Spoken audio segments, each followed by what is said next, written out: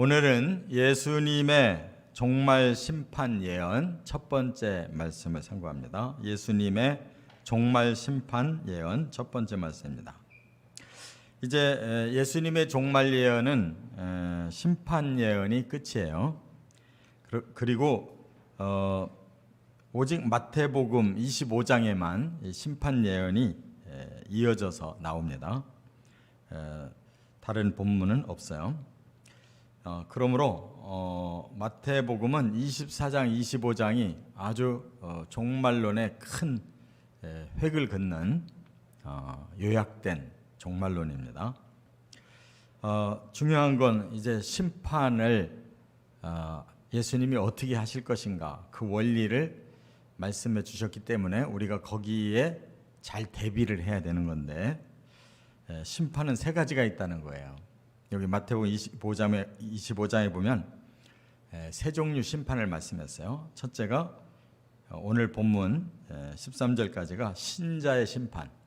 믿는 자들도 심판을 거쳐야 됩니다. 그 다음에 14절부터 30절까지가 사명자의 심판. 하나님의 일꾼이 그 일한 결과를 예수님 앞에 보여드리고 통과해야 돼요. 그 다음에 끝으로 인류의 심판 31절부터 46절에 전 인류를 불러놓고 그 왼편과 오른편으로 나누는데 왼편은 염소들, 오른편은 양들. 이게 상징이죠. 양이 좋은 의미고 염소는 나쁜 의미예요. 그래서 인류도 둘 중에 하나로 이제 심판된다는 거예요. 그래서 이 심판 원리가 너무너무 중요해요. 우리는 이제 여기에 다 속해 있어요. 신자이기도 하고 또 사명받은 일꾼이기도 하고 또 인류에 우리는 속해 있으니까 이 세 종류 심판이 다 통과돼야 됩니다. 그래서 이 심판을 예수님은 아주 지혜롭게 비유법으로 말씀하셨어요. 그래서 신자의 심판은 신랑을 맞이하는 처녀들로 이렇게 비유법을 썼고 또 사명자, 일꾼들의 심판은 이 달란트 비유로 장사하도록 달란트를 나눠준 다음에 어떻게 장사했느냐 이런 비유로, 그리고 아까 말씀드린 것처럼 인류는 양이냐 염소냐 이렇게 비유법으로 말씀했어요. 오늘은 이제 신자의 심판인데 세 가지 원리를 예수님이 말씀하셨어요. 이 세 가지가 중요한 원리라는 거예요. 첫째, 1절에 보면 신자는 신랑을 기다리는 처녀들이다. 이렇게 아주 우리들의 방향이 딱 정해져 있어요. 신자들은 신랑 기다리는 처녀들이다. 그러면 벌써 신앙생활 어떻게 해야 되는지 딱 느낄 수가 있잖아요. 신랑을 기다리는 거예요. 신랑 기다리는. 그 신랑이 누구겠어요? 예수 그리스도시죠. 예수 그리스도를 기다리는 그 신부, 그 처녀들이 바로 우리 신자들이다. 그러면 초점이 예수님께 맞춰져 있느냐 안 맞춰져 있느냐에 따라서 구원 받겠구나 못 받겠구나 딱 구별이 되는 거예요.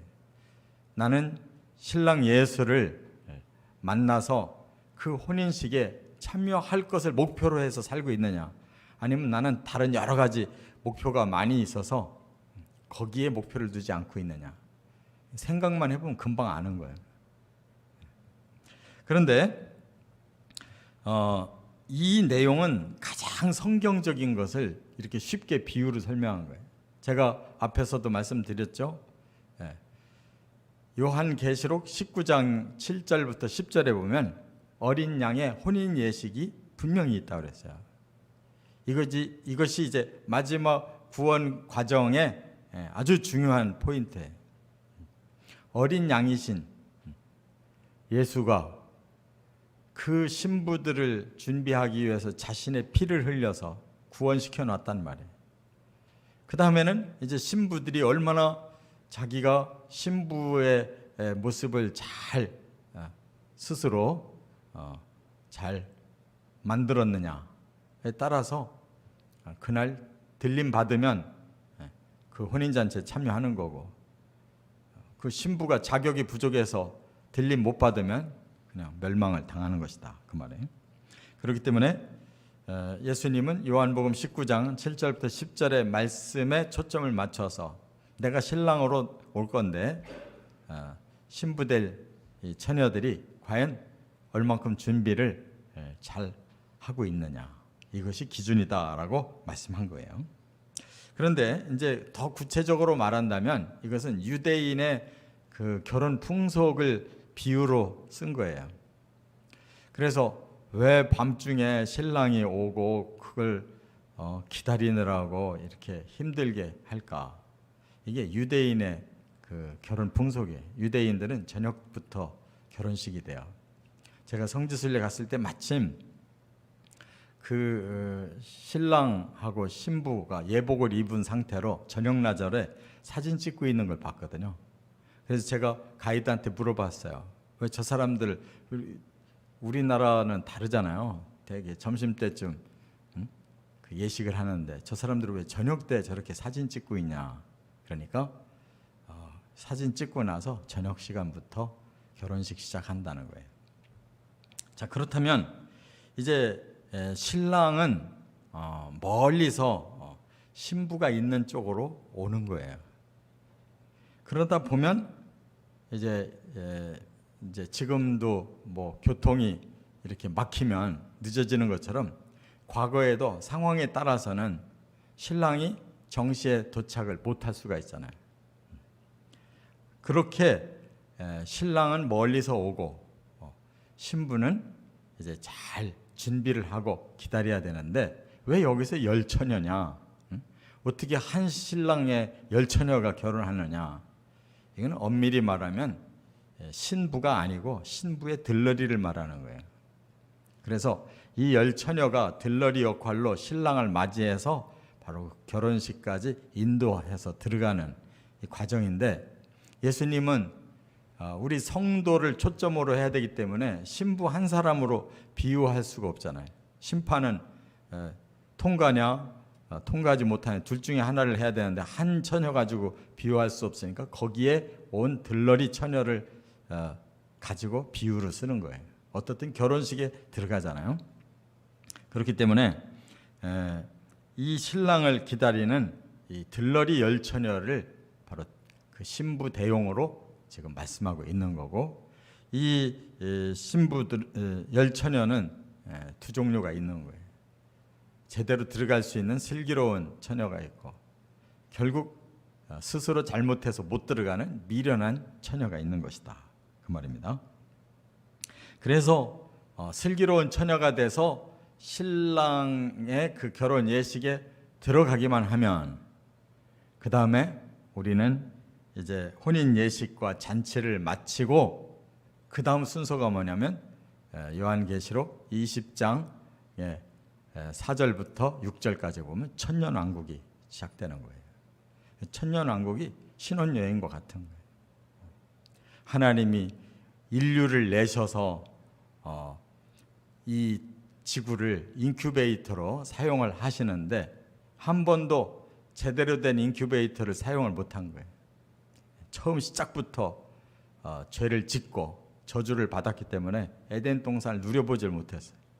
그래서 모든 구원받은 인류가 하나님의 창조의 그 아름다운 작품인 천년왕국을 반드시 누려보도록 영적 신혼여행이에요.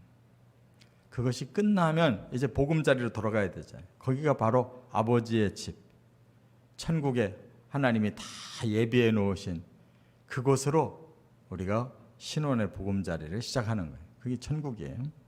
그것이 요한계시록 21장, 22장인 거예요. 이렇게 다 순서대로 요한계시록은 철두철미하게 심판과 구원과 이렇게 그 완성의 과정을 확실하게 말씀했어요. 그러므로 우리 신자는 예수 신랑을 맞이하는 것에 목표를 두고 꼭 맞이해야 된다는 거 확실히 깨달으시기를 바랍니다. 두 번째, 이제 2절부터 9절까지는 이 신랑을 맞이하는데 필수적인 게 뭐냐? 기름을 준비해야 된다는 거예요. 기름을 준비해야 된다. 신랑이 밤중에 오게 되는데 때로는 늦을 수가 있다는 거예요. 예수님도 이렇게 이 땅에 재림하실 때 밤중과 같은 때 오시는 거예요. 그게 뭐냐면 역사의 가장 끝에 오시는 거예요. 이 땅은 더 이상 다른 일이 필요가 없어요. 예수님은 맞이하면 끝나는 거예요. 이 땅은. 그렇기 때문에 사람들의 시각도 마찬가지로 밤중이 되면 자야 되잖아요. 더 이상 일할 수가 없잖아요. 그 막바지에 예수님 오시기 때문에 우리 신자는 그냥 편히 누워서 자야 될 상황이지만 우리는 깨어 있어야 된다. 그런 의미인 거예요. 그렇기 때문에 우리의 신앙생활은 세상은 다 잠자도 우리는 깨어 있어야 하는 시간. 이것이 종말이고 바로 신랑이 오시는 시각이라는 거예요.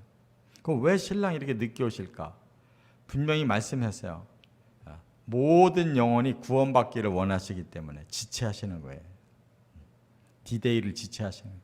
더 구원받을 기회를 열어놓고 있는 거예요. 그런데 신부가 밤중에 신랑을 맞이하려면 뭐가 필요하냐? 등불이 필요한 거예요. 그렇잖아요. 신랑을 맞이하는 그 환영식을 하는데 등불 없이 어떻게 깜깜하게 할 수가 있냐고. 등불이 필요하면 그 다음에 기름이 필요한 거예요. 왜냐하면 신랑이 더디오면 이 등불에 기름은 한정이 돼 있고 신랑은 그 더 너머에서 시간을 지체해서 온다면 결국 필요한 거는 기름이 더 있어야 되는 거잖아요. 이게 슬기로운 거예요. 그런데 그냥 나는 처음에 시작할 때 있던 그대로 등불에 기름이 있는 그대로 간다. 그러면 자기의 이 타이밍이 넘어서면 그 다음에는 자기 자신의 힘으로는 신랑 맞이할 수가 없는 거예요. 그러니까 신랑의 입장에 서야지 자기 입장으로 자기가 시간 정해놓고 신랑이 그때까지 안 온다?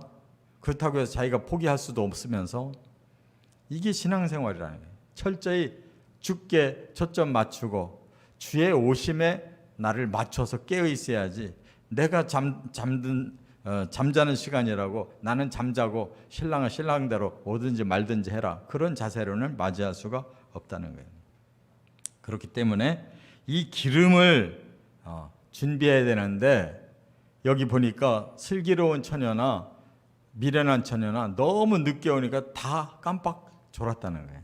잠이 들었대요. 뭐 아예 자리 펴고 누웠다는 뜻이 아니라 깜빡 졸았다는 거예요. 그때 이제 신랑이 뒤늦게 온다라는 소식이 들리니까 이들이 정신 차리고 일어났는데 정신만 차렸다고 되는 게 아니잖아요. 기름이 있어야 바로 기름을 이어서 넣고 이제 그 신랑을 맞이해서 성으로 들어가는 그 들러리의 역할을 제대로 그때부터 시작해야 되는데 미련한 처녀는 보니까 기름이 없어서 꺼져가고 있다.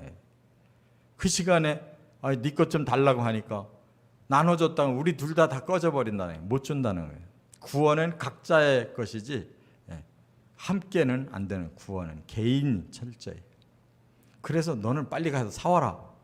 그 밤중에 어디 가서 살 거며 사온다 할지라도 이미 신랑은 저기 오고 있는데 사러 가서 왔다가 만날 수 있겠냐 말이에요.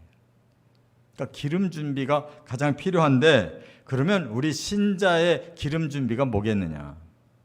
예수님이 주신 것이 기름이 있어요. 뭐냐면 진리의 말씀을 주셨고 성령을 보내주셨잖아요. 이 두 가지가 기름인 거예요.